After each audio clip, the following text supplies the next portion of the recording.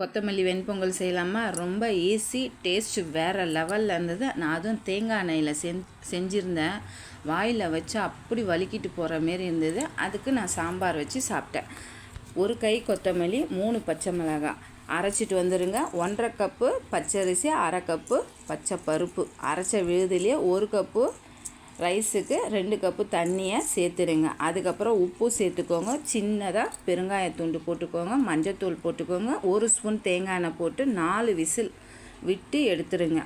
அதுக்கப்புறம் இஞ்சி சின்னதாக கட் பண்ணி எடுத்து வச்சுக்கோங்க. பச்சை மிளகாய், கருவேப்பிலை, அதுக்கப்புறம் முந்திரி, நுணுக்குன மிளகு, சீரகத்தையும் எடுத்து வச்சுருக்கேன். நான் தேங்காய் எண்ணெய் தான் ஊற்றி வச்சுருக்கேன் தாளிப்புக்கு. இஞ்சி பச்சை மிளகாவை சேர்த்துட்டு, கருவேப்பிலையும் சேர்த்துட்டு, முந்திரியும் சேர்த்துட்டு, மிளகு சீரகத்தையும் சேர்த்து நம்ம வேக வச்ச பொங்கலில் சேர்த்து நல்லா மிக்ஸ் பண்ணி சாப்பிட்டு பாருங்கள். சூப்பராக இருக்கும். உடச்சக்கடலை சட்னி கூட ரொம்ப நல்லா இருக்குங்க.